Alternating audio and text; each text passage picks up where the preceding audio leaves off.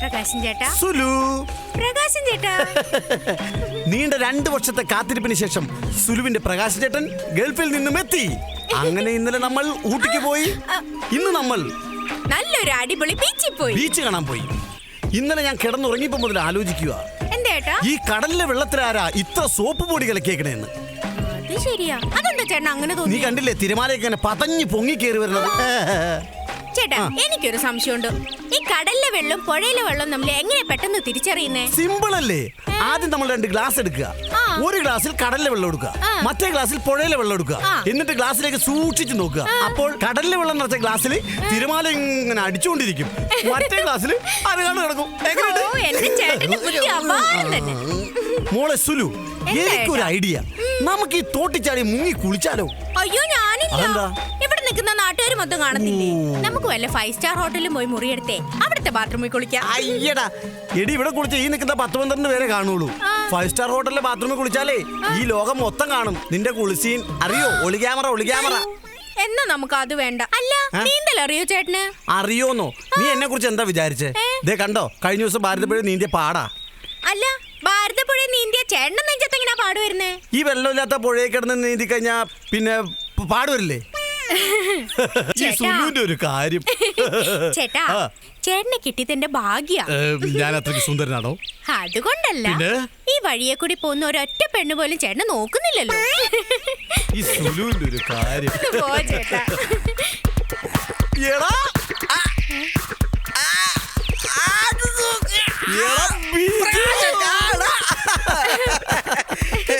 നീ എന്നല്ല ഗൾഫീന്ന്? ഞാൻ വന്നിട്ടൊരു 3-4 ദിവസമായി കാണും. രാവിലെ ഭാര്യയ്ക്ക് ഒരു ആഗ്രഹം, ഈ സ്ഥലമൊക്കെ ഒന്ന് ചുറ്റിക്കാണുന്ന്. മിനിഞ്ഞാന്ന് ഞങ്ങൾ ഇവളെ കൊണ്ട് ഊട്ടിക്ക് പോയി. ഇന്നലെ ഞങ്ങൾ ബീച്ചിൽ പോയി. ഇന്നത്തെ എവിടെയൊക്കെ ഒന്ന് ചുറ്റിക്കറങ്ങി ഇങ്ങനെ അങ്ങനെ. എന്റെ ഭാര്യ എന്തു പറഞ്ഞാലും അത് ഞാൻ സാധിച്ചു കൊടുക്കും. നീയോടാ? നിന്റെ ഭാര്യ എന്നോടൊന്നും പറഞ്ഞില്ലല്ലോ. നീ ഗൾഫിൽ നിന്നുകൊണ്ട് പെട്ടിയൊന്നും കൊണ്ടുവന്നില്ലേ? ഒരു പട്ടീനെ കൊണ്ടുവന്ന് പറഞ്ഞു കേട്ടല്ലോ. അതേടാ, എല്ലാവരും ഗൾഫിൽ നിന്ന് വരുമ്പോ പെട്ടിയൊക്കെ ആയിട്ടാണല്ലോ വരുന്നത്. ഞാൻ വളരെ വെറൈറ്റി ആയിട്ട് ഒരു പട്ടീനെ കൊണ്ടാ വന്നത്. നമ്മുടെ ഇവിടുത്തെ പട്ടിയും ഗൾഫിലെ പട്ടിയും കൂടി ഒരു സങ്കരയിനം, ഒരു പുതിയ ഗൾഫിന്റെയും പട്ടി. കള്ളന്മാരെ കണ്ട ഭയങ്കര കൊരയായിരിക്കുമല്ലോടാ. കള്ളന്മാരെ കണ്ട അന്യ കൊരയാ. പിന്നെ ഒരു കുഴപ്പം എന്താന്ന് വെച്ചാ, കള്ളന്മാര് വരുമ്പോ നമ്മൾ പട്ടിനെ ഒന്ന് വിളിച്ചെണീപ്പിക്കണം. കള്ളന്മാര് വരുന്നുണ്ട് കേട്ടോ. പിന്നെ വിടത്തില്ല. നീ വലിയ ഗൾഫാരനായോണ്ട് എന്റെ വീട്ടിലൊക്കെ ഒന്ന് വരാത്തത്. എന്റെ ആളിയ, എനിക്ക് നിന്റെ വീട് അറിയത്തില്ലല്ലോ. അപ്പൊ എന്റെ വീട് നിനക്ക് അറിയത്തില്ല. ഇവിടെ നേരെ വലത്തോട്ട് ചെല്ലുക. അവിടെ നേരെ വലത്തോട്ട് വേറെ ഇടത്തോട്ടുണ്ട്, ചെറിയൊരു വഴി. ഇടത്തോട്ട് കയറി ചെല്ലുമ്പോൾ പൈപ്പിന്റെ നേരെ വെളുത്തെ വെള്ളപ്പിനിച്ച വീടാണ്. അതാണ് നിന്റെ വീട്? അതാണ് എന്റെ വീട്. അത് ശരി. നീ അവിടെ വന്നിട്ട് നെറ്റ് കൊണ്ട് ഹോളിമല്ലടിച്ചാൽ മതി, ഞാൻ ഇറങ്ങി വരാം. നെറ്റ് കൊണ്ട് ഹോളിമല്ലടിക്കാനോ? സാധാരണ എല്ലാവരും കൈ കൊണ്ടല്ലേ ഹോളിമല്ലടിക്കുന്നത്. ഇതെന്താ നെറ്റ് കൊണ്ട്? എടാ, നീ ഗൾഫിൽ നിന്ന് എന്റെ വീട്ടിൽ വരുമ്പോ കൈ ഫ്രീ ആയിട്ട് വരുമോ? കൈ പ്രസന്റേഷൻ കാണത്തില്ലേ? അപ്പൊ നീ വന്നിട്ട് തലയോട് ഇങ്ങനെ അങ്ങനെ അടിച്ചിട്ട് വന്നാ മതി. എടാ, നിന്റെ ഭാര്യ എന്ത് ചെയ്യുന്നടാ? ഭാര്യ പിണങ്ങി പോയിട്ട് 6 മാസമായിടാ. അതിന്റെ ഒരു തെളിച്ച് ചേട്ടന്റെ മുഖത്തുണ്ടല്ലേ. അപ്പൊ എന്ത് വന്നാലും നിങ്ങളുടെ മുമ്പിൽ ഒരു കീരിയാകുന്നില്ല. കീരിയോ? അതെന്താ? എല്ലാരും ഉറുമ്പല്ലേ പറയുന്നത്? കട്ടുറുമ്പ്. വെറൈറ്റി കൊണ്ട് കീരി വയ്ക്കുന്നത്.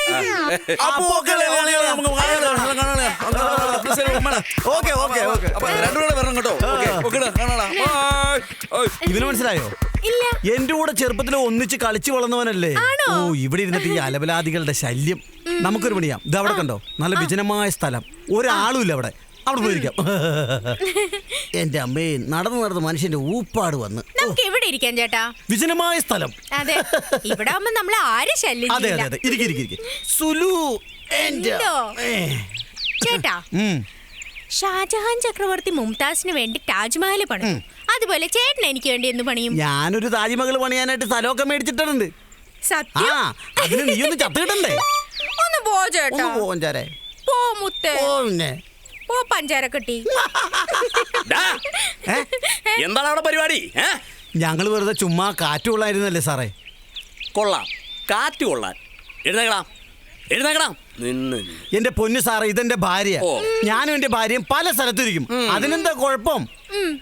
എടാ, എനിക്കൊന്നും ഉണ്ടായിട്ടല്ല. ഈ സ്ഥലം പോലീസുകാരെ നോട്ട സ്ഥലം. ഇവിടെ എന്തൊക്കെയാ നടക്കണേന്ന് അറിയാമോ? ക്യാമറ പിടുത്തം, ബ്ലൂടൂത്ത്, മറ്റനാശാസ്യ പ്രവർത്തനങ്ങള്. അതുകൊണ്ട് ഇവിടെ ഇരിക്കരുതെന്നാണ് ഇപ്പോഴത്തെ നിയമം. എന്റെ സാറേ, സോറി. ഞാൻ 10 വർഷമായിട്ട് ഗൾഫിലാണ്. 3-4 ദിവസമായിട്ട് വന്നിട്ട്. അതുകൊണ്ട് പുതിയ നിയമങ്ങളെ കുറിച്ച് എനിക്ക് അറിയില്ല. ശരി, ഈ പ്രാവശ്യത്തേക്ക് എനിക്കൊരു വാണിംഗ് തരണം. ഓക്കെ. നിന്റെ കാര്യം ഓക്കെ. നിനക്ക് വാണിംഗ് ഞാൻ തരാം. നീ ഇപ്പൊ ഗൾഫിൽ നിന്ന് വന്നിട്ട് 3-4 ദിവസമേ ആയിട്ടുള്ളൂ. അതുകൊണ്ട് ഇവിടുത്തെ നിയമങ്ങളൊന്നും നിനക്ക് അറിയാൻ പാടില്ല. അതുകൊണ്ട് നിനക്ക് ഞാനൊരു വാണിംഗ് തരാം. പക്ഷേ ഇവക്ക് ഇതും കൂട്ടി 23ാമത്തെ വാണിംഗ് ഞാൻ കൊടുക്കണത്. നീ വീട്ടിൽ പോടാ, കേറടി വണ്ടിയില്. സുലു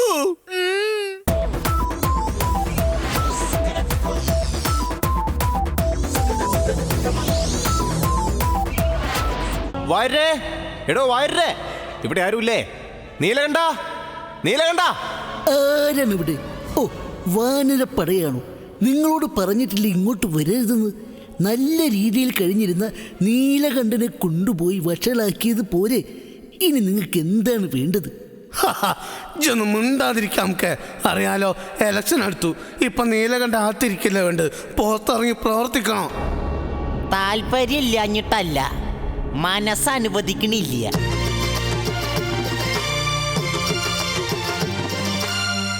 ഞാൻ നീലകണ്ഠൻ, മംഗലശ്ശേരി നീലകണ്ഠൻ.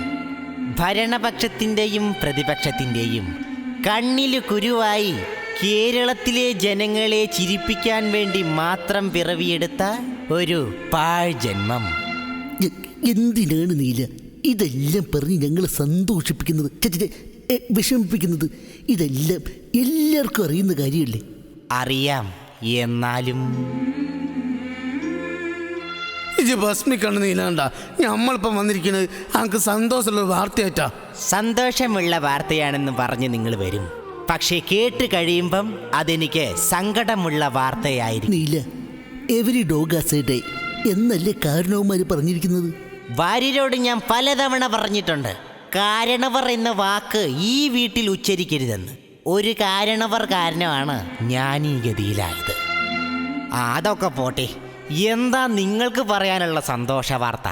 ഈ പഞ്ചായത്ത് ഇലക്ഷനിൽ നീലിനെതിരെ മത്സരിക്കുന്ന സ്ഥാനാർത്ഥി ഇലക്ഷൻ പ്രചരണത്തിന് കൊണ്ടുവന്നിരിക്കുന്നത് നമ്മളെ പ്രശസ്തനായ ഗായകൻ ശ്രീകുട്ടനെയാണ്. ഭാര്യേ, ഞാൻ പറഞ്ഞില്ലേ എനിക്ക് സങ്കടപ്പെടാനുള്ള വാർത്തയായിരിക്കുന്നു. സങ്കടപ്പെടണില്ല, ശ്രീകുട്ടനാണ് പാടൂല. നമ്മൾ ശ്രീകുട്ടനെ പൊക്കി. എന്തക്രമമാണ് നിങ്ങൾ കാണിച്ചത്? വല്ല വടിവാളോ തോക്കോ കാണിച്ച് ഭീഷണിപ്പെടുത്തി കൊണ്ടുവന്നായിരിക്കും അല്ലേ? അതിന്റെ ഒന്നും ആവശ്യമുണ്ടായില്ല. ഒരു 100 രൂപ എടുത്തങ്ങ് കാണിച്ചപ്പോ അവനിങ്ങ് പോന്നു. നീലകണ്ഠ, ഇത് ഞാനാടോ, മുണ്ടക്കൽ ശേഖരൻ.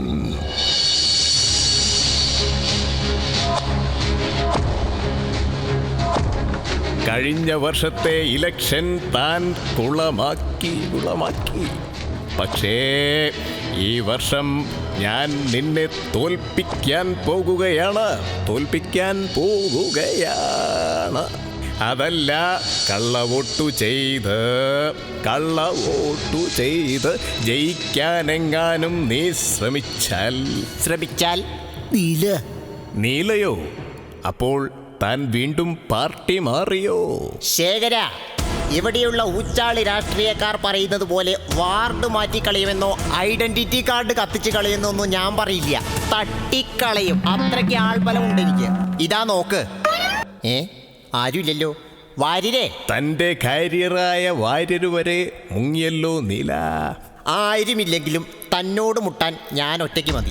എന്നാൽ വരിനടാ, അടിച്ച് കൈയും കാലും ഒടിക്ക്. താൻ ഒറ്റയ്ക്കേ ഉള്ളൂ എന്ന് പറഞ്ഞിട്ട് എത്ര പേരോടെ എന്നെ അടിക്കാൻ വരുന്നു? എന്റെ മീശ പിടിച്ചു വലിക്കല്ലേ, എനിക്ക് ചെറിയ മീശയുള്ളൂ. അയ്യോ അമ്മേ, എനിക്ക് ശ്വാസം മുട്ടുന്നു.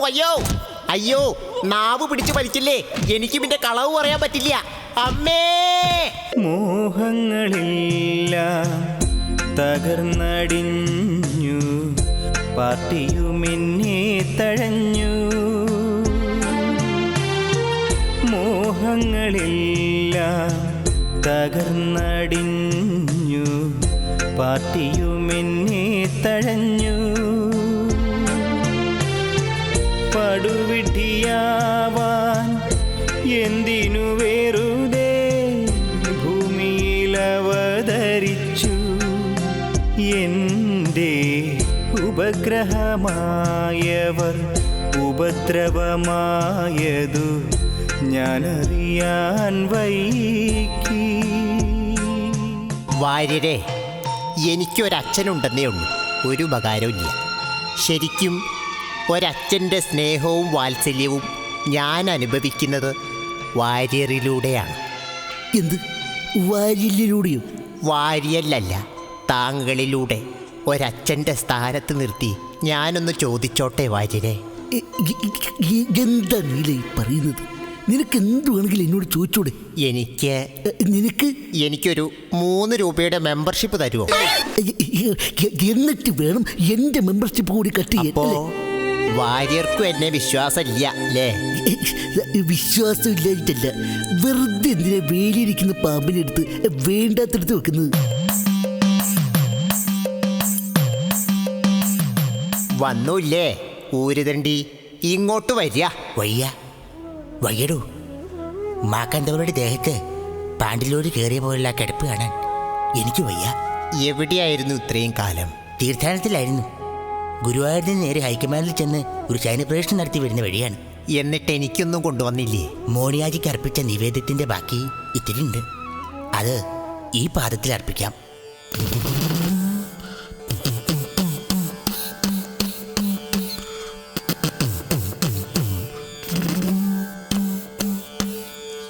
പണ്ടേ പറഞ്ഞതല്ലേ പൊന്നുമോനെ, ഇക്കളി തീക്കളിയെന്ന്. പാർട്ടികൾ മാറുമ്പോൾ കൂടെ നിൽക്കാമെന്നിട്ട് നേതാക്കളിന്നെവിടെ? ഇപ്പം ദീർഘനിശ്വാസം വിടാറായ ഞാനും കൂടെ നിൻ പെങ്ങളും മാത്രം. താൻ നിരന്തരം ചെയ്യുന്ന കർമ്മങ്ങൾ താൻ അനുഭവിക്കണം.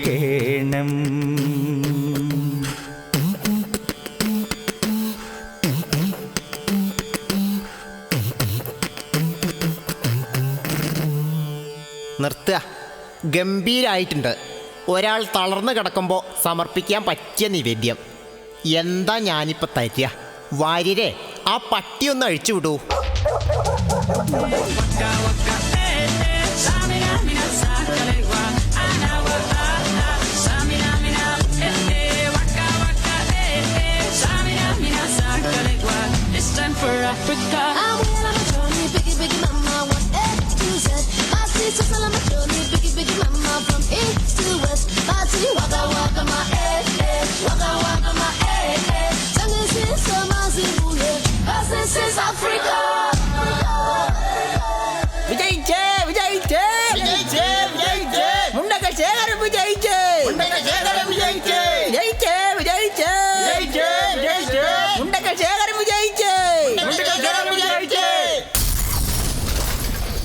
അറിഞ്ഞു കാണും ഈ മുണ്ടക്കൽ ശേഖരൻ വിജയിച്ച കാര്യം,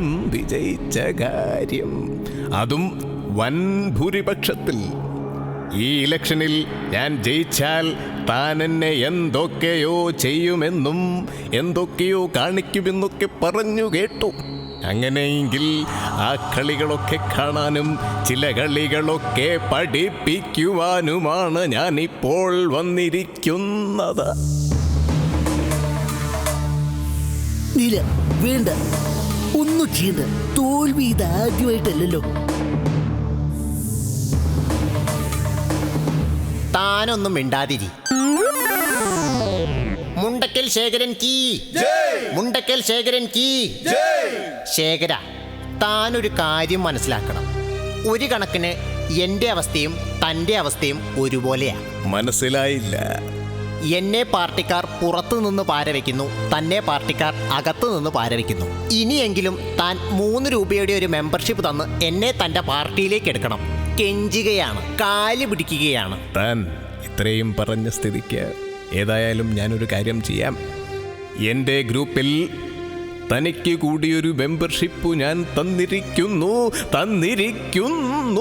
മംഗലശ്ശേരി നീലകണ്ഠൻ കി, മംഗലശ്ശേരി നീലകണ്ഠൻ കി, മംഗലശ്ശേരി നീലകണ്ഠൻ കി. നിർത്തൂ. ഇനി മുതൽ ഞാനാണ് നിങ്ങളുടെ സംസ്ഥാന പ്രസിഡന്റ്. അവൻ കുരുക്കുന്ന കുരുക്കഴിച്ചെടുക്കുമ്പം കുലുമാ